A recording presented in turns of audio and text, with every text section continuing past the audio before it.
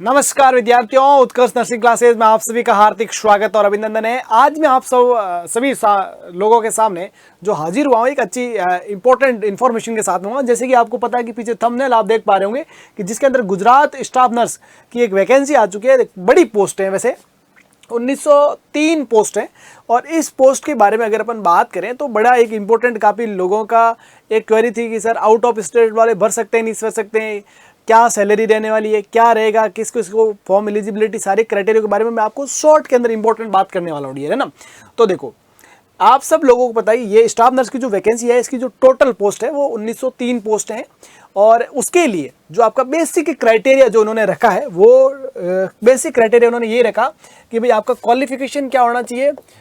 जो आपका अपन कह सकते हैं क्वालिफिकेशन की अगर मैं बात करूं तो यहाँ पर जो क्वालिफिकेशन रहेगा वो या तो आपकी क्या होनी चाहिए, जीएनएम नर्सिंग होनी चाहिए। और जीएनएम के साथ में क्या होना चाहिए भाई, आपके जीएनएम के साथ में अगर किसी पर्सन की बीएससी नर्सिंग है तो वो दोनों लोग स्पेशली क्या कर सकते हैं, फॉर्म फिल कर सकते हैं। ठीक है, अब यहाँ पर जीएनएम और बीएससी तो मस्ट ही है। उसके अलावा कुछ एएनएम के अंदर भी उन्होंने स्पेशल कुछ क्लॉज डाल रखे हैं, कुछ ईयर के एक्सपीरियंस के साथ में, कुछ डिप्लोमा वगैरह हो तो वो सारी चीज़ें भी उन्होंने थोड़ा स्पष्टीकरण उसके अंदर रिक्वायर्ड रहेगा कि क्या क्या कर सकते हैं नहीं कर सकते। जैसे भी कुछ उसके बारे में इंफॉर्मेशन होगी अपन को, उसके बारे में भी मैं आपको जानकारी दूंगा। उसके अलावा जब अपन, ये तो अपना बेसिक क्वालिफिकेशन है। उसके अलावा जब अपन एज के क्राइटेरिया की बात करें तो 20 से 40 साल एज क्या रखी है उन्होंने, एज रखी गई है उन्होंने भाई फॉर्म भरने के लिए जनरल कैटेगरी है ना। उसके अलावा जो रिजर्व कैटेगरी है उसको अपन 5 साल का रिलैक्सेशन देंगे। और जो अपन कह सकते हैं दिव्यांग जन है उनको क्या हो सकता है, 10 ईयर तक का एज रिलैक्सेशन दिया जाएगा। ध्यान रखिएगा, ये भी एक इंपॉर्टेंट इन्फॉर्मेशन रहेगी एज रिलैक्सेशन के रिगार्डिंग। ठीक है, अब उसके अलावा आपको पता एज हो गया तो इसके अंदर जो सिलेक्शन का प्रोसेस क्या रहेगा। अगर सिलेक्शन की प्रोसेस की मैं बात करूं तो आप लोगों को मैं बता देता हूं, सिलेक्शन रिटन एग्जाम रहेगा ना। सिलेक्शन प्रोसेस जो रहेगा वो आपके क्या रहेगा, रिटन एग्जाम के माध्यम से होगा। किसके माध्यम से होगा, रिटन एग्जाम के माध्यम से। अगर अपन सिलेक्शन प्रोसेस की बात करें तो इसके अंदर रिटन एग्जाम होगा।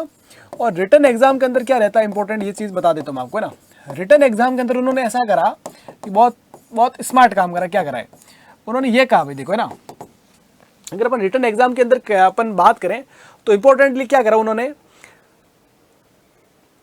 ठीक है भाई, कि 2 पेपर कर दिए उन्होंने, 2 पेपर कर दिए रिटन एग्जाम के लिए। उन्होंने 2 पेपर कर दिए। एक तो पेपर जो रहेगा वो आपके नर्सिंग का पेपर रहेगा, पेपर फर्स्ट जो रहेगा वो किसका रहेगा, आपका नर्सिंग का रहेगा। और जो पेपर सेकंड जो रहेगा वो आपके लैंग्वेज का पेपर रहेगा। और लैंग्वेज के अंदर, है ना, लैंग्वेज के अंदर अगर अपन बात करें, अगर अपन लैंग्वेज के अंदर बात करें तो लैंग्वेज क्या रहने वाली यहाँ पर आपके, गुजराती। क्या रहने वाली है, गुजराती लैंग्वेज रहने वाली है। तो अगर आपको गुजराती लैंग्वेज आती है तो आपका इसमें क्या रहेगा, विशेष तौर पर बेनिफिट रहने वाला है। जिसके अंदर देखो आपको व्याकरण संबंधित, ग्रामर, गुजरात की जो गुजराती लैंग्वेज की व्याकरण है, जो उसका साहित्य है, उससे रिलेटेड आपको सवाल पूछे जाएंगे। और वो सवाल भी कितने रहेंगे आपके, 100 रहेंगे। और ये भी क्वेश्चन कितने रहेंगे आपके, 100 रहेंगे। इन्होंने डायरेक्टली ऐसे नहीं कहा कि हम अदर स्टेट्स को नहीं लेंगे, पर इन्होंने इनडायरेक्टली ये कहा है कि अगर आपको, इनडायरेक्टली इन्होंने ये सीधा संदेश दिया है कि प्रमुख जो इसके दावेदार होंगे वो उसी स्टेट के लोग ज़्यादातर हो सकते हैं। बाकी अदर स्टेट फॉर्म भरने के लिए उन्होंने मना नहीं करा, फॉर्म भर सकते हो, लेकिन आप उस स्टेट का फॉर्म भरोगे तो आपको उसके लैंग्वेज के बारे में अच्छा फोकस होना चाहिए। लेकिन वो थोड़ा क्या हो जाएगा, आपके लिए टफ हो जाएगा। ठीक है, तो अल्टीमेटली अपन कह सकते हैं कि भाई 2 पेपर होंगे। 2 पेपर के अंदर एक तो नर्सिंग का पेपर होगा वो 100 नंबर का, और 100 नंबर कैसा होगा, लैंग्वेज का पेपर होगा। और वो सारे के सारे जो क्वेश्चंस होंगे वो एक क्वेश्चन होगा, मतलब हर 100 क्वेश्चंस में से एक क्वेश्चन के नंबर कितने हैं भाई, आपके 1 नंबर है। और अगर इसकी नेगेटिव मार्किंग की बात करें तो यहाँ पर नेगेटिव मार्किंग भी देखने मिलेगी। और नेगेटिव मार्किंग यहाँ पर कितनी रहेगी आपके, 0.5 बोले तो 1/4 आपको नेगेटिव मार्किंग भी देखने को मिलेगी, डियर, है ना। और जब ये आप इस रिटन एग्जाम को आप पास कर लेते हैं, रिटन एग्जाम को पास करने के बाद में आपके डॉक्यूमेंट वेरिफिकेशन होगा।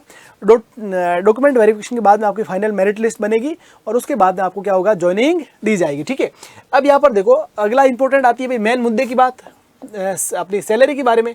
अगर अपन सैलरी के बारे में बात करें तो यहाँ पर आपको वैसे मैं बता देता हूँ कि गुजरात के अंदर जो प्रोविजन होता है वो 5 साल के लिए होता है। और 5 साल तक तो फिक्स पे मिलेगा, 5 साल तक तो फिक्स पे मिलेगा। और वो कितना मिलेगा, फिक्स पे फॉर 5 ईयर्स। कितने साल तक, 5 साल तक। और वो कितना रहेगा आपके, वो आपके 40,800 रुपये रहेंगे। 5 साल तक तो फिक्स पेमेंट दिया जाएगा। और उसके बाद अगर अपन बात करें तो अगला जो इनका उसके बाद में अपने 7th पे कमीशन के अकॉर्डिंग, किसके अकॉर्डिंग, 7th जो पे कमीशन होगा उसके अकॉर्डिंग अगर आपकी जो सैलरी रहेगी वो आपकी निर्धारित होगी, जो कि आपके 29 अपन कह सकते हैं 200 से लेकर आपके 92,300, जहाँ पर क्या हो सकता है आपका मैक्स बेसिक हो सकता है, उसके अकॉर्डिंग क्या की जाएगी, डिसाइड किया जाएगी।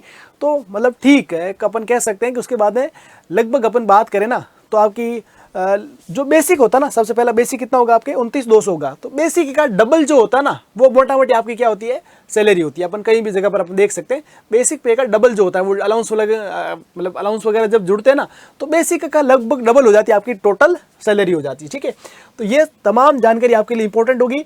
तो आपके लिए दो इंपॉर्टेंट चीज़ें, एक तो आपको गुजरात की लैंग्वेज के बारे में ज्ञान होना, दूसरा आपका नर्सिंग का एस्पेक्ट रहेगा।